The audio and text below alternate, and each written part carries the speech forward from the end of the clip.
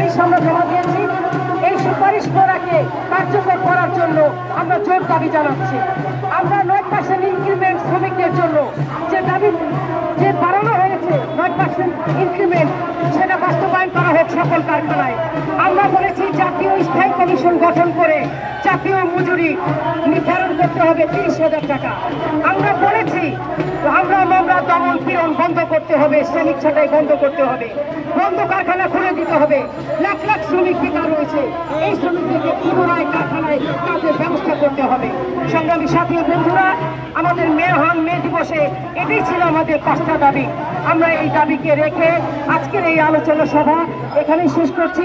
আমাদের এই প্রোগ্রামে যারা যারা মিছিল নিয়ে এসেছেন, শামসুল ইসলাম নয়ন, আশরাফুল আলম, জাহিদুর রহমান জীবন, মনিরুল ইসলাম জীবন, রূপালী খাতুন, সুজন এবং আরো অনেকেই, যাদের নাম আমি, শাহানা আক্তার রয়েছেন আমার পাশে, আমাদের কেন্দ্রীয় কমিটির নেত্রী শাহানা আক্তার, রূপালী খাতুন, এবং আমাদের এখানে সেক্রেটারি রয়েছেন মাসুদ রানা, আমাদের সেন্ট্রাল কমিটির সেক্রেটারি, যার নেতৃত্বে একটি বড় মিছিল এসেছেন।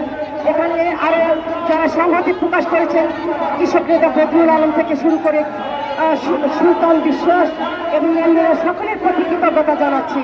আমাদের সাথে যারা একত্রে প্রকাশ করেছেন, সংহতি প্রকাশ করেছেন, যারা আমাদের এই দাবির সাথে একমত হয়ে দাবি তুলেছেন।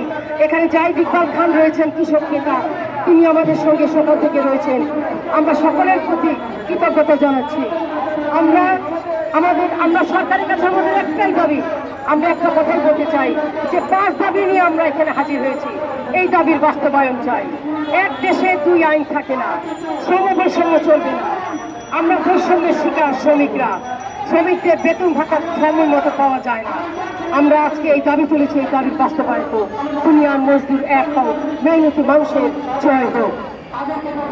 ধন্যবাদ সবাই।